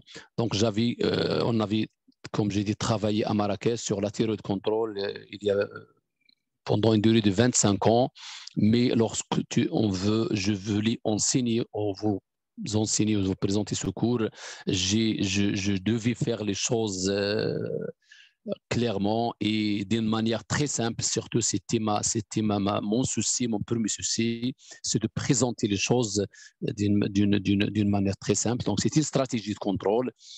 Et c'est là où j'ai appris beaucoup de choses, vraiment beaucoup de choses. Et voilà, donc je remercie les organisateurs, je remercie l'université MCSP, l'université Abdelrahman Bal de Nice, je remercie tous les organisateurs de ce Open Doctoral Lecture que je trouve très intéressant pour les étudiants en thèse. Et je ne terminerai pas ce cours donc sans remercier l'équipe de Marrakech, Taxi, donc pour votre information, notre équipe Marrakech s'appelle Taxi, donc Team of Analysis and Control of Systems and Interactions. D'accord, donc c'est un acronyme de voilà. Donc c'est une équipe de contrôle, je dirais jeune et vieille, donc ça date quand même de plus de 20 ans. Et donc, en très particulièrement, je veux dire remercier mon collègue Saïd Boulit, avec qui j'ai entamé donc plusieurs discussions dans toute la théorie de contrôle et surtout aussi pour ce cours. Je remercie aussi mes étudiants Omar Oktash et Salah Chorfi. Ils viennent de soutenir leur thèse il y a un mois, je dirais, ou même moins, et où ils ont contribué énormément à la discussion et à l'élaboration des supports de ce cours. Je remercie aussi mon collègue Mustafa Aitmassi qui était toujours là avec nous en discussion aussi. Et donc, je vous remercie pour votre attention et je vous laisse donner la parole si vous avez des questions. Merci beaucoup, professeur Maniac. Donc, effectivement, si vous avez des questions, c'est le moment de les poser. A priori, j'avais bloqué le micro pendant la conférence. Mais j'ai oublié, donc je voulais en fait faire la promotion, la publicité à une conférence qui a commencé hier. C'est une conférence à l'occasion du 60e anniversaire de Enrique Zuazua, donc auquel je félicite, je souhaite bon anniversaire dans ce cours. Et voilà, j'avoue que j'ai utilisé beaucoup les supports de ces cours, de ces résultats. Et donc, c'était une conférence très intéressante, c'est une très belle conférence en cette occasion. Et je peux partager le lien Zoom pour les gens qui s'intéressent, pour les gens du contrôle. Et c'est très intéressant. Et heureusement, ça commence les après-midi parce qu'il y avait un décalage. Il est organisé au Mexique et un décalage, ça commence à 13h. Donc, il reste aujourd'hui et demain. Donc, ne ratez pas cette conférence. Et donc, ça vous aidera beaucoup. Donc, voilà, donc c'est une conférence sélectionnée où on a sélectionné les meilleurs chercheurs de la théorie de contrôle au monde, je dirais. Donc, je ne sais pas, est-ce que Omar ou Saïd peut partager le lien de Zoom, parce que je ne sais pas comment le faire à partir de mon iPad. Omar ou Saïd, merci de partager le lien si vous êtes là. D'accord, donc si vous avez des questions, donc je ne suis pas sur le chat s'il y a des questions. Voilà, est-ce qu'il y a une question déjà? Il y a une question, il y a des questions, il y a des questions, il y a des questions. Voilà. La première question de Amel Delbouh. Bonjour, avez-vous traité le cas des systèmes à retard, surtout en dimension infinie? Oui, les systèmes à retard en dimension infinie, ça rentre dans la catégorie des systèmes dimension infinie. Et il est, je dirais, doublement dimension infinie. Il est dimension infinie par le retard et il est dimension infinie par la variable x, par l'équation dérivée partielle. Déjà, une équation ordinaire, c'est une équation en dimension infinie.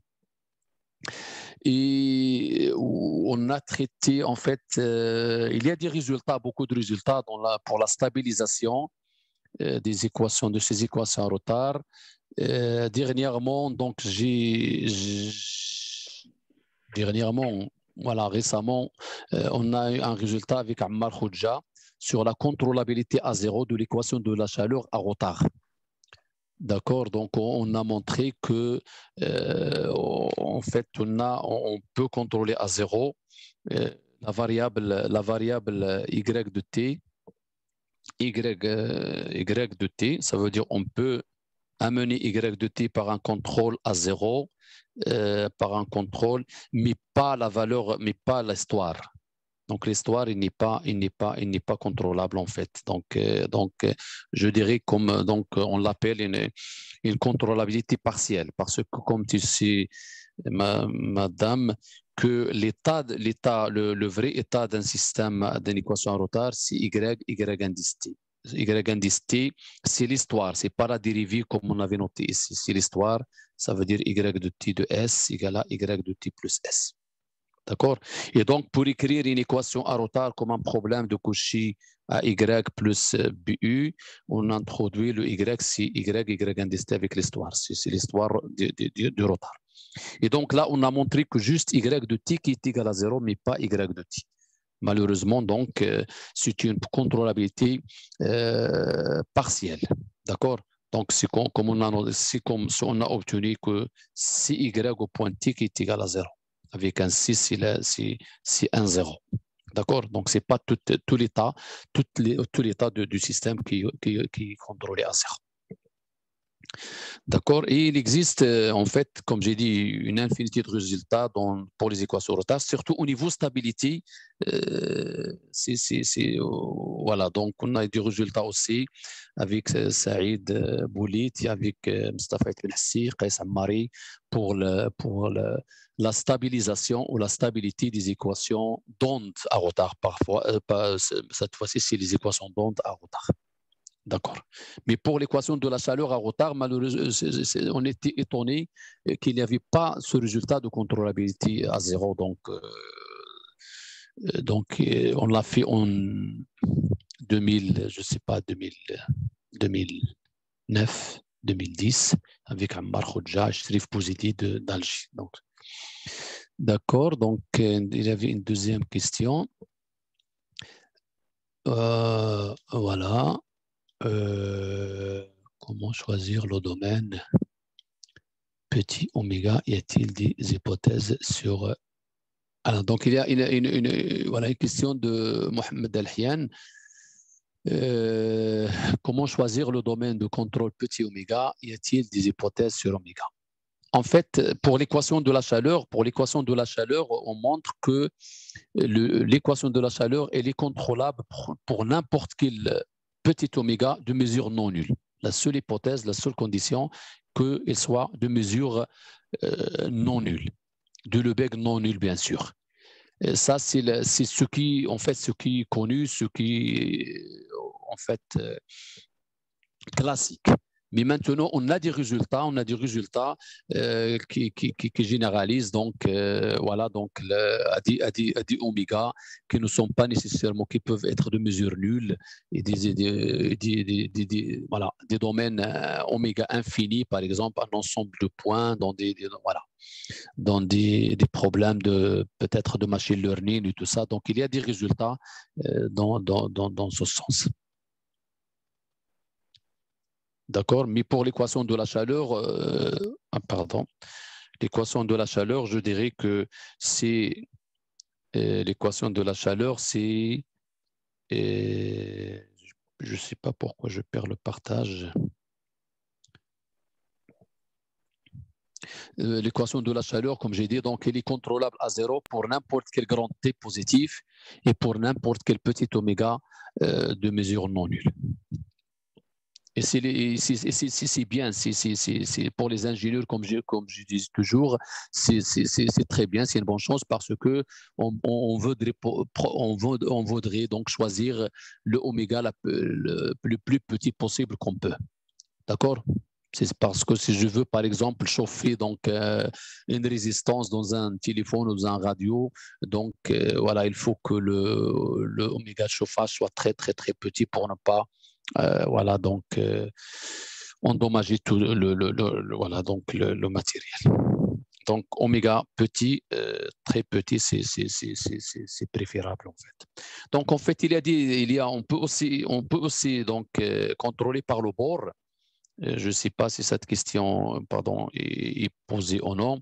Donc, on peut contrôler par la frontière. Donc, il y a aussi une littérature abondante dans le contrôle frontière, c'est-à-dire je peux contrôler sur la frontière de oméga. Pas à l'intérieur, il est appelé boundary control et ça existe, voilà, donc ça existe dans la littérature. Voilà. Et une autre question avant de, voilà, une autre question. Est-ce que vous aviez dit si on pourra se ramener à ces propriétés de contrôlabilité pour l'équation de la chaleur semi-linéaire via une méthode de point fixe? Oui, comme j'avais expliqué, donc il y avait quelqu'un qui m'a posé la question en premier cours et où il est indispensable de refaire l'étude à nouveau. Oui, donc pour la contrôlabilité approchée, je dis c'est des semi-linéaires, de la chaleur semi-linéaire, c'est fait, c'est traité. Si la semi-linéarité n'est pas méchante, je dirais que s'il se comporte comme un S log de S avec S à la puissance P log de S et CP est inférieur strictement à 3 demi, c'est des résultats de Fernandez, Cara, Zoazoa. Ils ont montré donc que voilà, donc en linéarisant, on montre que le système linéaire est contrôlable, donc voilà, donc à zéro et par un point fixe, voilà, donc par une technique de point fixe, donc on peut montrer que le système semi-linéaire est contrôlable. Si la semi-linéarité n'est pas, c'est trop méchante, donc ça reste, c'est des problèmes ouverts et voilà.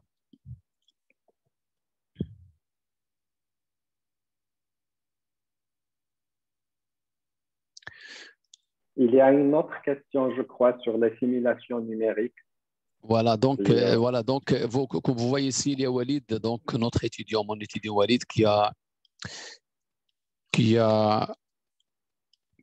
partagé le lien, donc le lien Zoom de la conférence en l'honneur de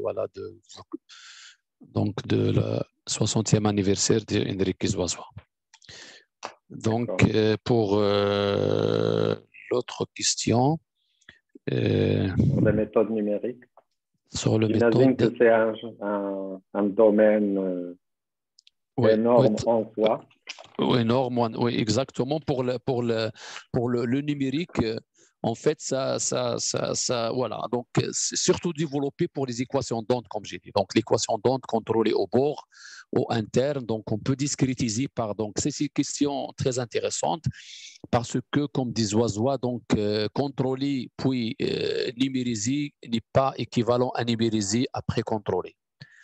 Donc, si on numérise, donc si on discrétise l'équation d'onde, par exemple, ou l'équation de la chaleur, on obtient une dimension finie, bien sûr. Si je discrétise, par exemple, par rapport à l'espace et je laisse le temps, donc j'obtiens une équation ordinaire. L'équation dimension finie contrôlable, ça veut dire qu'il existe un contrôle VH, mais malheureusement, le VH ne converge pas toujours vers le contrôle continu. Surtout si on discrétise par les différences finies ou par les éléments finis. Et donc là, c'est un premier travail qui a été fait par Glowinski et Lyons, où ils ont remarqué numériquement que les contrôles ne convergent pas vers le contrôle continu. Et c'est un travail qui a été après montré mathématiquement, je dirais analytiquement, théoriquement par Zoisois, Infanti Zoisois, où ils ont montré effectivement qu'il y a un blow-up en fait, que le contrôle, si on discrétise par différence finie, élément fini. Mais si après le développement, donc si on choisit la méthode des éléments finis mixtes, là, ça uniformise. En fait, sur le contrôle, on montre que le contrôle discret, VH, converge en fait vers le contrôle continu. Et de même, c'est des résultats qui existent aussi pour l'équation de la chaleur, malgré que ce n'est pas au point de perfectionnement des équations d'onde, mais Franck Boyer donc, a beaucoup travaillé dans ce domaine et il a montré des choses intéressantes aussi pour l'équation de la chaleur. Et donc, concernant le dernier résultat ou bien la dernière partie de la pénalisation de tout à l'heure, donc on voulait montrer un contrôle contrôlabilisant l'équation de la chaleur, un contrôle optimal, et on a passé par la pénalisation. En fait, maintenant, c'est donc au niveau numérique, ils disent que le epsilon, il pose des problèmes, en fait. Il fait introduire des oscillations numériques, voilà, qui sont pas dues nécessairement au problème, ils sont dus le epsilon est petit. Donc, il y a des résultats très récents qui essaient de passer par, voilà, de cette idée de pénalisation d'espace. Donc, ils choisissent un autre espace, L2, mené de d'autres normes, donc des espaces à poids, où la fonctionnelle G, en fait, il est coercive et il admet un minimum. Donc, sans passer par la dualité, parce qu'ils ont remarqué que numériquement, ce n'est pas une bonne stratégie, que l'epsilon il pose certains problèmes. C'est un très joli travail de Fernandez Cara et Arnaud Buch, et donc ça existe dans la littérature.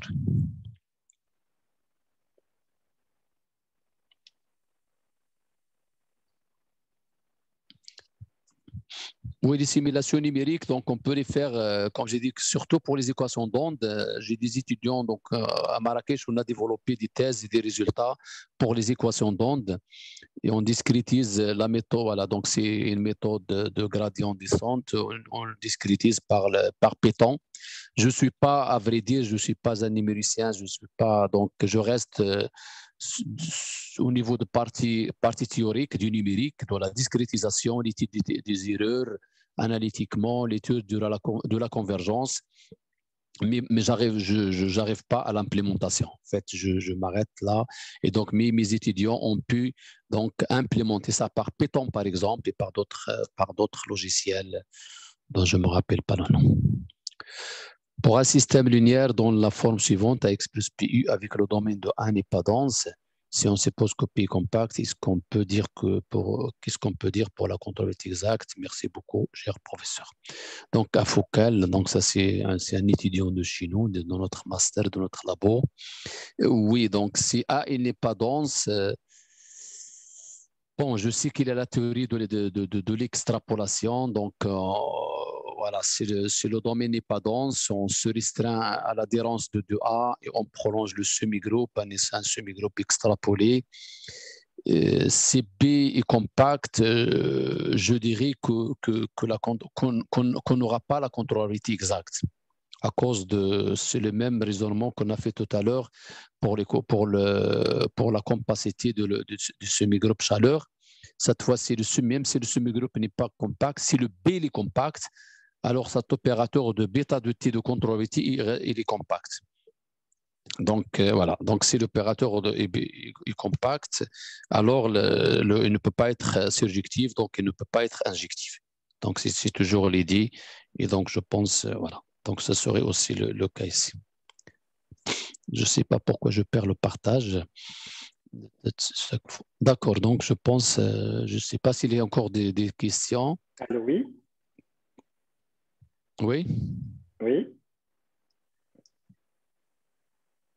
Du service, pardon?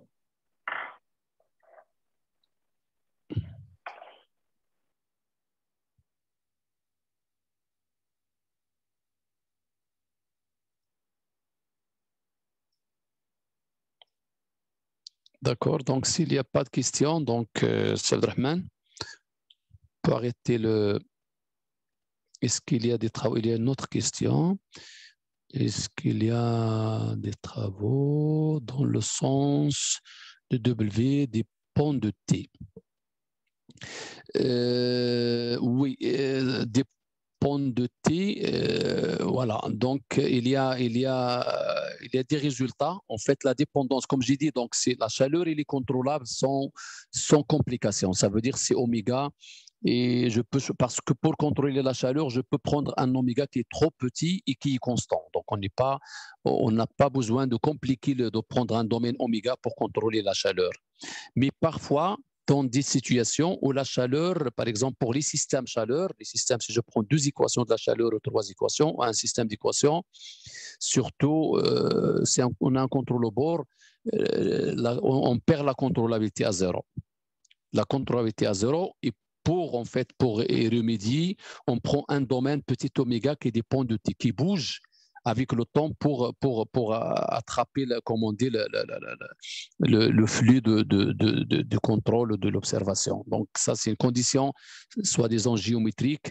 Il y a des travaux de Philippe Chavez et Zoisois aussi toujours, donc voilà, dans ce domaine. Si on n'a pas la contrôlabilité à zéro pour un domaine fixe, on peut prendre un domaine qui dépend de T, et là, si le domaine bouge, il peut contrôler le système.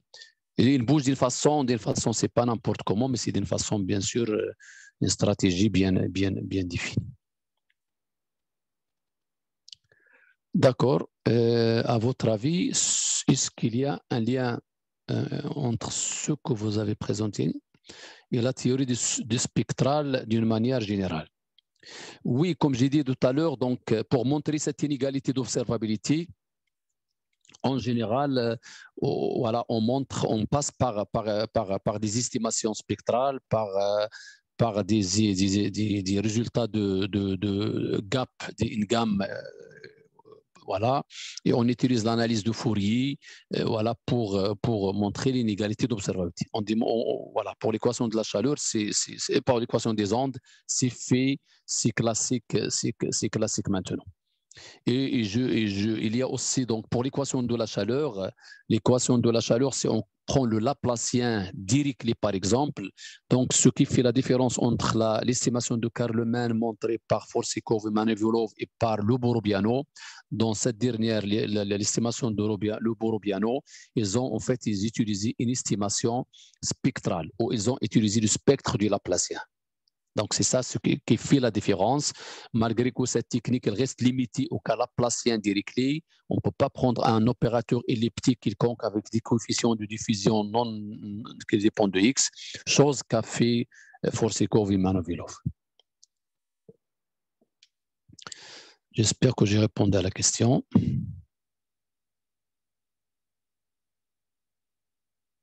Merci à vous, merci à vous tous.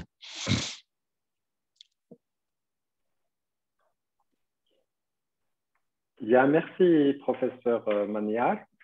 Merci, voilà. Pour ces très belles séances de cours d'introduction et un peu plus qu'introduction. Oui, j'ai appris beaucoup de choses. Moi aussi, j'avoue que j'ai appris beaucoup de choses. Et Donc, vous avez le lien vidéo qui est à jour à chaque disponibilité, à chaque fois que la vidéo est disponible. Donc, n'hésitez pas à aller revoir